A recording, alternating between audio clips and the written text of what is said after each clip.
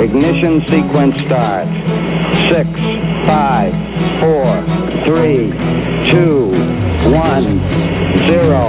Liftoff. We have a liftoff.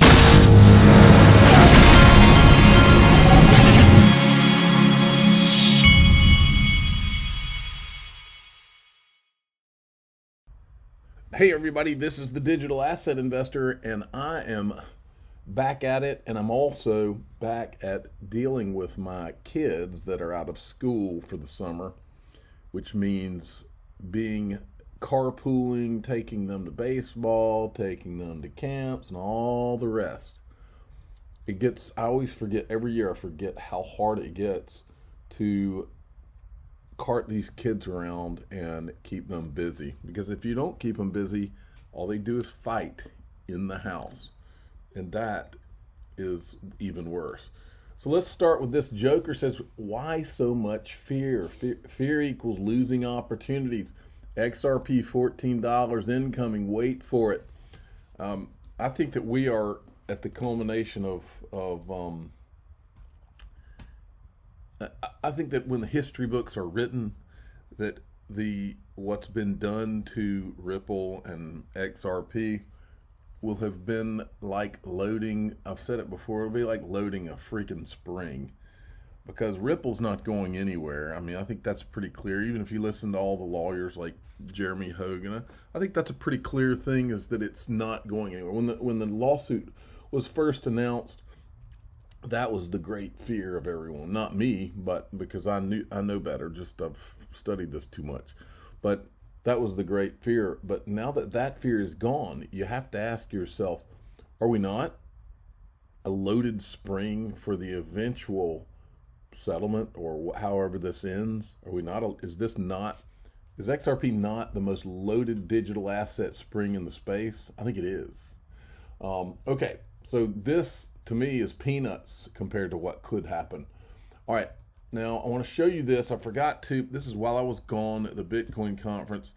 Jeremy Hogan had put this out about a potential Ripple settlement and did a really good video on what the SEC might want and what Ripple might want. And I wanted to play you this section. About the potential outcome of the case. I can even see them agreeing to pay a percentage of any sales of the escrowed XRP, or if you want to get really deep state thinking, Ripple could even agree to confiscation of a certain amount of the escrowed XRP to the state. Now, maybe that's a little fringe conjecture, but here's something that's not. That's what Ripple is apparently at a place business-wise where it could likely afford to make sales from escrow to only accredited investors or to corporations, thanks to its on-demand liquidity product. Now, this might make the SEC feel better about the public sales from Ripple, because Ripple seems now to be in a position to do that. Look at this from a May 2021 Cointelegraph article. The company also reported that over the quarter, 3 billion XRP has been released from the escrow holdings, while 2.7 billion XRP have been returned to new escrow contracts. So Ripple is re-escrowing a large percentage of the XRP that it holds in escrow, and maintaining its business functions from sales to its ODL customers. And those customers are bank and money transfer services, etc., not exchanges, not Joe Public. These are private purchasers. So if that's true, it puts Ripple in a good position to agree to only private or Section D sales to accredited investors. So, in summary, I believe that a settlement agreement would likely include Ripple paying a penalty, but a penalty specifically limited to dates pre-lawsuit. Wait a minute, back up. We've got to look at this. I just noticed something. We need to find out from Jeremy Hogan why he has chickens running across his backyard. But a penalty specifically limited to dates pre-lawsuit. There's not one chicken. Look. There's several chickens. I think he must have set this up. He must have gone to a farm to film this so that we would catch this. But he has a lot of chickens. I'm starting to wonder if Jeremy Hogan is an attorney/farmer. Not include disgorgement of profits to purchasers because of the impossibility of figuring out how to disperse the funds. A settlement could also very well contain a term which includes limitations on the sales of SRP released from escrow. Now, if you think things through, a settlement similar to what I've outlined would do a couple things. It would satisfy Ripple's concerns, namely maintaining its business and ODL practice. The next effect would be to give the exchanges the confidence to relist XRP. They just need a little push. For example, I don't think the Kick Interactive coin, the KIN token, was even ever delisted. So the exchanges just need a little push, and I'm confident that a settlement as outlined would lead to a relisting of XRP en masse.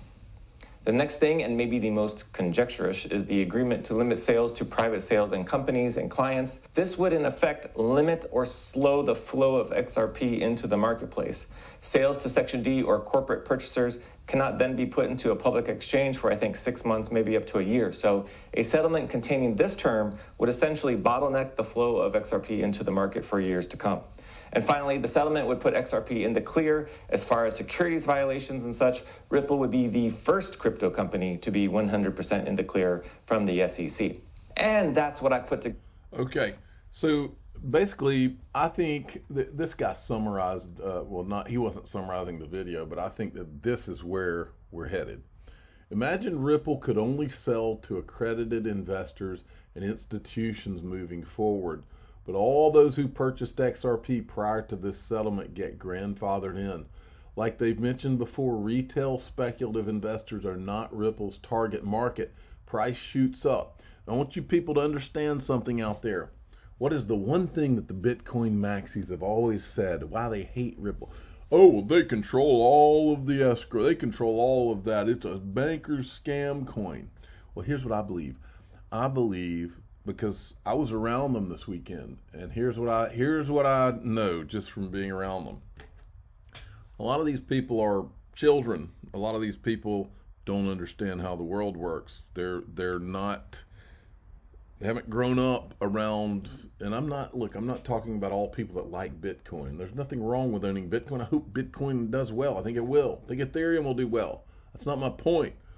But the problem I've always had with the Bitcoin maxi thing is that it never made any sense to me. As Brad Garlinghouse said, listen, it's not gonna be down with the banks, down with the governments, because they have the tanks and the guns, and they will bring them out before they let Bitcoin or anything else take over the financial system. And that's the adult way to think. I think that a lot of these Bitcoin people are about to get a lesson in how the real world works. And I think you're watching it with this SEC lawsuit. I think that Goldman and the boys and Wall Street have been involved in all of this since the very freaking beginning. And I think that Bitcoiners are going to find out the hard way. I think that regulations are coming. We'll talk about that in a minute too. But look, Brad Garlinghouse and them have told you several times that this was never about retail. Listen. We are not, and to be very clear, we are not focused, I've said this a bunch, the consumer speculator is not our target market. Our target market are financial institutions that we can solve a big problem measured in the trillions of dollars using these technologies. We're not their target market, but we were their testing ground. They needed us to test this thing. But I believe that we are going to be kind of like this tweet said, grandfathered in. That's how I think this thing ends. Watch. To Dilip, this question comes from the audience. Many people are using cryptos just to buy and sell and make quick gains out of it. Does it hurt the growth of cryptocurrencies, that usage for a quick buck? So it's kind of chicken and egg. You have to create a marketplace. And right now, there are no coincidences. We just saw a chicken in Jeremy Hogan's video, and now he's talking about chicken and egg. I'm just kidding, but still, it's funny.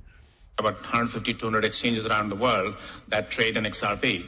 A lot of it, as you say, is very shallow trading by individuals, and that is not the use case that we are pursuing. What we are pursuing is the use of XRP as a financial asset by sophisticated institutions as a bridging mechanism. So does this hurt or harm? Well, it creates a lot of noise. And always remember, we are the noise, folks. We are the noise. And look, I've always thought that there's a scenario, this thing plays out in one of two ways. When this thing is released, when the SEC is out of the picture on this thing, we're either allowed to keep it or we're not. And I've always thought that there is a scenario where we are forced to turn in our XRP at a price that would probably make us happy anyway. I've always felt like that was a scenario. We shall see. Now, I like this tweet.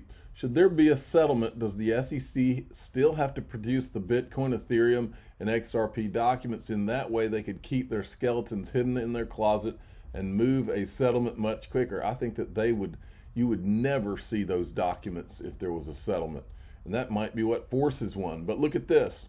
I saw this morning and I said, just imagine Chris Larson or Brad Garlinghouse going on a live stream to talk about why XRP is undervalued. You can't, because they wouldn't do it. They'd never do it in a million years. There's a reason that Ethereum co-founder Joseph Lubin is completely comfortable doing so. It's called a free pass. Who gave it? Those SEC emails are everything, and everybody knows it. Now, I ran across this today, and I wanted to show it to you. This is what you're looking at, because I've always felt like PayPal is directly linked to Ripple. And these are the outlines up here. This video right here is David Marcus, who was then the president of PayPal on December 10th of 2013. He had announced PayPal Galactic, that they were going to have PayPal Galactic, which would be an intergalactic currency, on June 27th, 2013. On April 11th, 2013, Peter Thiel, who's a co-founder of PayPal, invested in Ripple, and they did it to, quote, build a better Bitcoin. Then later, in June 18th of 2019, Marcus, who had left PayPal to go to Facebook, announces Libra, which is now Diem, and he's involved in that project. If you think none of these things are linked together, then my igloo and the fishing poles, and maybe I'll even throw in some fishing line, are still for sale. Listen to what he says. This is way back. Remember, this is December 10th of 2013. They were well aware of Bitcoin. If you think guys like him don't talk to guys like Peter Thiel, then you're crazy. They all know each other. They're all in Silicon Valley, or were. Who knows where they are now. But these guys, remember, PayPal started, they wanted to create a digital currency from the beginning. I've played you those videos. Listen to this clip. But, what are your thoughts on Bitcoin, and can PayPal play nice with Bitcoin? So I really like Bitcoin, actually. I own Bitcoins. But the point is, people are confused. They think, because it's called a cryptocurrency, people think it's a currency. And I don't think it's a currency right now. It's a store of value. It's a distributed ledger. And it's a great place to put your assets if you believe in it.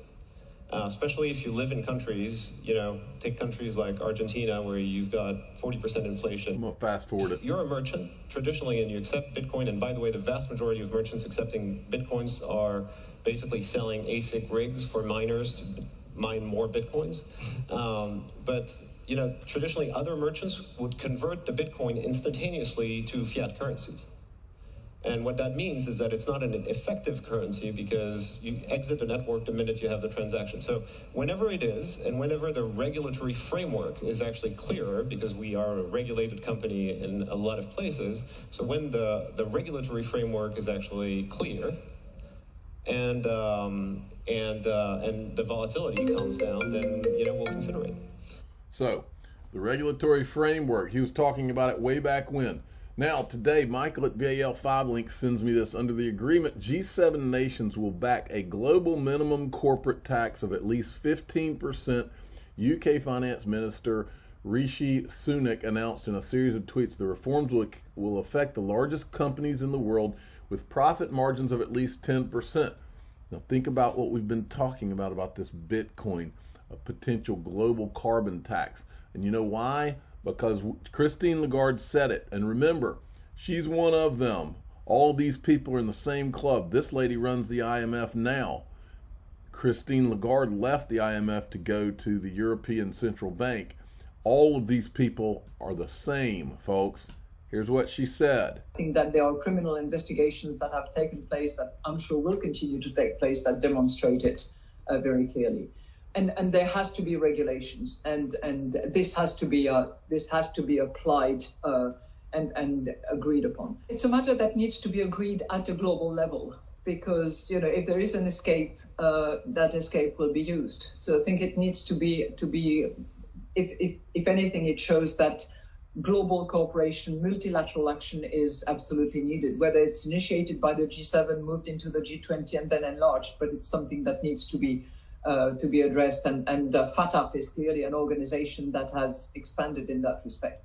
So if they're going to do it at the G7 here with a global corporate tax, are you telling me when Christine Lagarde is saying that they're not going to do the same thing to control Bitcoin or to rein it in? They're going to. They've told you they're going to. Then you got this from BondCrypt. Bitcoin is least favorite asset among hedge fund investment chiefs, Goldman Sachs survey finds. Had a volatile few months and moved lower on Sunday on reports that Chinese social media platform Weibo had suspended a number of crypto accounts. Okay, then we had this morning, Squawk Box decided they were going to talk about the Bitcoin conference and what went on. Lots of Bitcoin buzz over the weekend after the first major in-person crypto conference took place in Miami. The mayor of Miami, who was on the show last week, kicking off the conference, saying in his words, this is not a movement, this is a movement. What was that again? This is not a moment. Okay, this is not a moment, this is a movement. Okay, Me too. Okay. Speakers, investors, and scholars talked about the crypto's rapid growth and its future. Elon Musk was in the crosshairs of the Bitcoin faithful after he tweeted a broken heart and a Bitcoin emoji. That sent Bitcoin lower. Oh my God, did you see Thursday. this? Did you see what happened here? Max Kaiser, Watch this. host of the Kaiser Report, kicking off. All right, we've seen the video. They were going to play the Max Kaiser video. All right, then CoinDesk, the Bank of England released a second discussion paper on cryptocurrency, focusing on stable coins and central bank digital currency. Man, I wonder why they're not focusing on Bitcoin, because they don't care about Bitcoin. This is from Forbes. We'll know crypto is for real when its coins start collapsing. I want to read you this section. The dirty little secret that's well known in Silicon Valley, but that's largely unknown outside of it, is the vast majority of technology companies die, over 90% for sure. Pundits who should know better claim that Silicon Valley is full of socialists, but the reality is that the locale from which remarkable technology emerges in the most relentless and ruthlessly capitalist commercial zone on earth. And so it was in the early 2000s that so many internet companies died. Clueless pundits said the internet was dead. Dangerously confused politicians called for investigations of the failures and jail for the greedy. You guessed it, Wall Street. Financiers who allegedly put lipstick on the proverbial commercial pig. But the happy reality was that the U.S. economy had just experienced yet another technology propelling growth spasm that would forever change how we live and work for the exponentially better. Well, I totally agree with this. And here's the other they told you the dirty little secret here about these guys, that you're supposed to think they're all socialists or liberals or whatever. The fact is, these are all these people care about's money. In fact, I would bet you that most of them pretend to be socialist or liberal just to keep the hordes away from their gates. We know Warren Buffett and Bill Gates, they're great examples. These guys built their fortunes with nothing but ruthless capitalism. Without it, they wouldn't have been able to build them. And now, if you watch them, you'd think that they were the greatest socialists ever to hit the planet. And the reason they do it is to keep the hordes away from their gates. They don't want the mob coming to them. They want to pretend like they are. That's what goes on with the uber wealthy. That's why all the uber wealthy, you see them talk, all they ever talk about is giving money to charities. What they're really doing, most of them, is creating foundations for the purpose. They create a foundation, they give their money to the foundation. It makes it look like they're giving it away, but what they're really doing is creating a foundation and then appointing all of their family members for the next 10 generations to run the family foundation, and that family foundation pays them hefty salaries, buys them condos to go stay in, buys private jets. That's how it works, folks. All this business about, and I'm not saying that wealthy people don't want to give money to charity, but I'm saying that the real reason they form all the foundations and all of that is for the purpose of keeping their money and paying less in taxes on it. That is the fact, Jack. Okay. Now here's a link to And you know, this is, I keep talking about how this goes hand in hand with this blockchain revolution, and that is private equity. And this is a sponsor of mine. This is for accredited investors. These guys have been, they added a little bit more upload. It's close to selling out the uphold.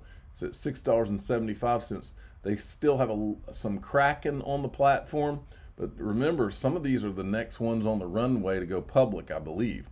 So it'll be interesting. I have links to if you wanted to go apply to be an accredited investor on there to be able to buy the stuff, you can. I'm the digital asset investor. I'm not an investment advisor. This is for entertainment purposes only. Please subscribe, hit the like button, and tell your friends and family to go check out link to linqto.com. Thanks for listening.